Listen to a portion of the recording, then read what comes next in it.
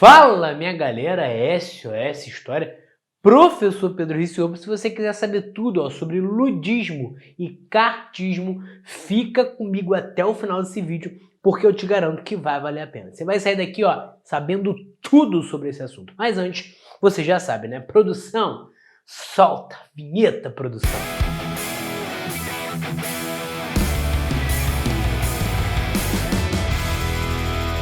Galera, esse momento é muito importante. Se você ainda não se inscreveu no nosso canal, já se inscreve no nosso canal, ativa o sininho também, curte esse vídeo porque não vai te custar nada. Se você não segue a gente nas nossas redes sociais, segue a gente nas nossas redes sociais, no Instagram, TikTok, porque estamos desenvolvendo um trabalho maravilhoso por lá. E além disso, se você não está no nosso canal do Telegram, entra lá no nosso canal do Telegram, aqui na descrição do vídeo tem um link do canal, porque lá nós disponibilizamos vários materiais gratuitos para vocês.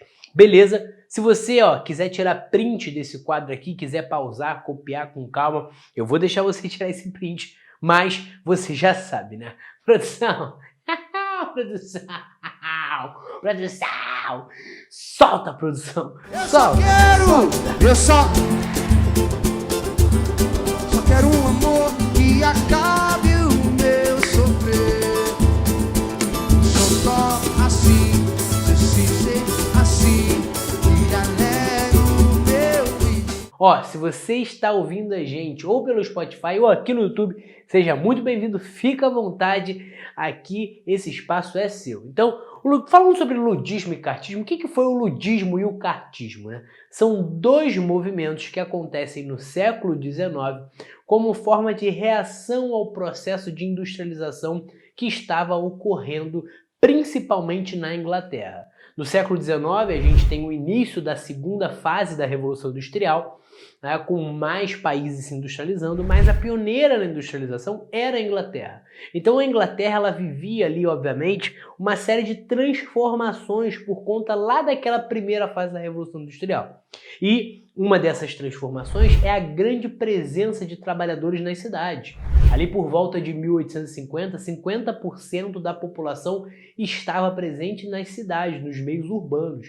Em 1871, 65% da população estavam concentrados nas cidades. Ou seja, o resultado de tudo isso é que a gente tem uma grande leva, uma grande massa de pessoas sem emprego, sem conseguir emprego e, além disso, além de não conseguir emprego, sofrendo, passando fome, né, contraindo doenças, uma série de coisas. E quem conseguia emprego vivia num ambiente de exploração absurda, porque o papel do Estado naquele contexto era basicamente reprimir qualquer tipo ou tentativa de manifestação por parte dos operários. O problema é que a burguesia nunca achou que os operários eles conseguiriam de alguma forma se reunir, né, se organizar, e eles estavam enganados. Os operários não só conseguem se organizar, como vão fazer uma série de sindicatos ali para reivindicar pelos seus direitos, já que o Estado não garantia esses direitos aos operários que estavam nas cidades. E aí a gente tem, por exemplo, o movimento ludista. O que é o ludismo? O ludismo acontece ali entre 1811 e 1819 e vai se caracterizar por um movimento mais radical. Mais radical em que sentido? Mais radical porque o movimento ludista eles vão para a briga. O movimento ludista eles atacam as fábricas. Vários operários com machado, com porrete, com madeiras invadiam fábricas e quebravam as máquinas dentro das fábricas. Mas antes de contar isso para você, vou te adiantar o seguinte: sempre que eles invadiam, o dono da fábrica recebia uma carta anônima anunciando essa invasão. Essa carta ela era sempre assinada, isso é até interessante de contar, porque ela era assinada pelo general Nelson Lud. Só que esse general nunca existiu. Isso era um personagem inspirado no Robin Hood, né, no filme Robin Hood, que eles criaram, e sempre tinha esse remetente aí anônimo do Nelson Lud, que na verdade nunca existiu. Tanto é que quando eles enviavam as cartas, vinha lá, né, a origem da carta, caverna de Robin Hood e tudo mais. Os ataques começaram ali principalmente na Inglaterra, em Nottingham, se eu não me engano, e começaram a se expandir para outras regiões, começaram a influenciar outras regiões. Só que o que vai acontecer? Qual é a lógica do movimento ludista? Os ludistas, eles acreditavam que, na verdade, as máquinas, elas eram o grande problema da sociedade. Se não tivessem máquinas, eles basicamente teriam emprego. Então as máquinas, elas eram um símbolo para os operários de desemprego. Só existia desemprego porque existiam máquinas. Se não existissem máquinas, não haveria tanto desemprego porque as máquinas ocupavam o lugar dos trabalhadores. Qual é a resposta dos operários a isso? O movimento ludista, como eu falei, era radical. Eles entravam nas fábricas e quebravam as máquinas, porque acreditavam que quebrando as máquinas eles abririam mais espaço, mais emprego, mais oportunidade de trabalho para aquele exército industrial reserva que ficava nas cidades ali procurando por uma única oportunidade. A repressão do Estado inglês é uma repressão severa. Coloquei aqui para vocês, ó, repressão, né? Obviamente, como eu falei, tem um enorme apoio popular, mas tem uma repressão muito severa. Por quê? Porque o movimento ludista vai ser reprimido com enforcamentos em praça pública, com masmorras, com exilamentos. Vai ser uma repressão bem pesada do governo ao movimento ludista. E esse movimento vai gerar, inclusive, a criação da Lei da Rolha, em 1817. O que era essa Lei da Rolha? A Lei da Rolha, basicamente, era uma lei que proibia reuniões públicas que pudessem gerar qualquer tipo de manifestação e proibia a distribuição de panfletos. Ou seja, qual era a ideia da Lei da Rolha? Tentar reduzir a disseminação de ideias que criticavam a exploração que os operários vivenciavam dia após dia naquele cenário inglês.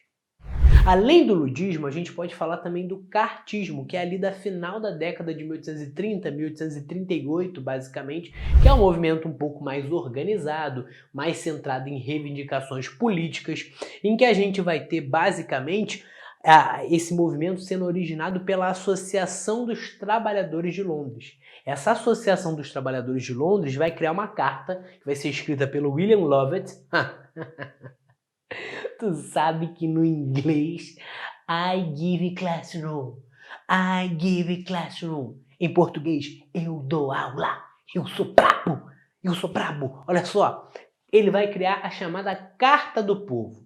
A Carta do Povo era uma carta de reivindicações do povo para o parlamento, mostrando quais eram as suas insatisfações.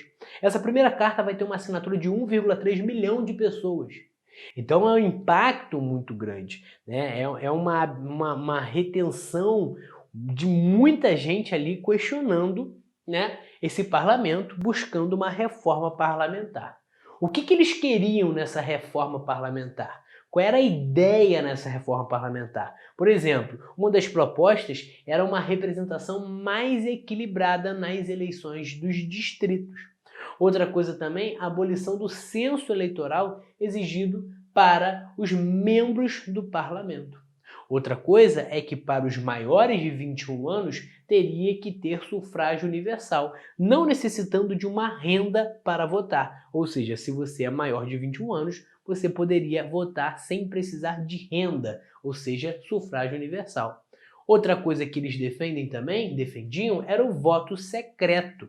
Né? O voto secreto. Qual era o objetivo deles com essa reforma parlamentar? O objetivo dos cartistas, o objetivo do movimento cartista era basicamente democratizar o parlamento. Só que isso vai desencadear uma série de manifestações e vão ser reprimidas e o parlamento rejeita essa tentativa de democratização do parlamento. É aí que vem uma segunda carta. Essa segunda carta vai ser assinado ali 3,3 milhões de pessoas. Gente, 3,3 milhões de pessoas em pleno século XIX num território da Inglaterra é muita gente. Isso era basicamente mais de 50% da população masculina. Tem noção do impacto disso? E mais uma vez essa carta que fazia uma série de novas cobranças, como as melhorias salariais, por exemplo, mais uma vez vai ser rejeitada pelo parlamento. Só que apesar dessa rejeição de duas cartas, a gente pode dizer que o saldo cartista ele é um saldo razoável. Em que sentido, professor, você diz que é um saldo razoável? É um saldo razoável na medida em que eles conseguem trazer algumas transformações. O Estado burguês, o Estado capitalista, percebe que precisava ceder aos trabalhadores porque não conseguiria ali só reprimir. Tinha que ceder alguma coisa. Então, por exemplo, a jornada de trabalho ela vai para 10 horas. Beleza? Ou seja, o trabalho que era de 16 horas ele passa para 10. Dá uma reduzida. Outra coisa, as mulheres e as crianças elas teriam restrições de trabalho, não ficariam mais ali responsáveis por limpar as máquinas, como acontecia de muitas crianças perderem membros do corpo porque estavam limpando máquinas. Por exemplo, só acima de 13 anos que trabalhavam, que poderiam trabalhar. Para você hoje pode parecer um absurdo, obviamente. Caramba, uma criança de 13 anos trabalhando. Sim, com certeza. Mas para o contexto da época era natural, normal uma criança com essa idade trabalhar, lembrando até que a expectativa de vida era muito menor do que a gente tem hoje. Então as pessoas viviam menos, então 13 anos não era uma idade tão embrionária, tão nova, né, como a gente conhece, como a gente vê hoje. Beleza, galera? Show? Então, o resultado do cartismo, apesar de não ser um resultado positivo no sentido do parlamento aceitar as cartas, é certamente positivo porque o parlamento vai ceder algumas reivindicações e algumas necessidades desses operários no território da Inglaterra. E o movimento operariado, obviamente, que vai se espalhar por todo o mundo, né, posteriormente.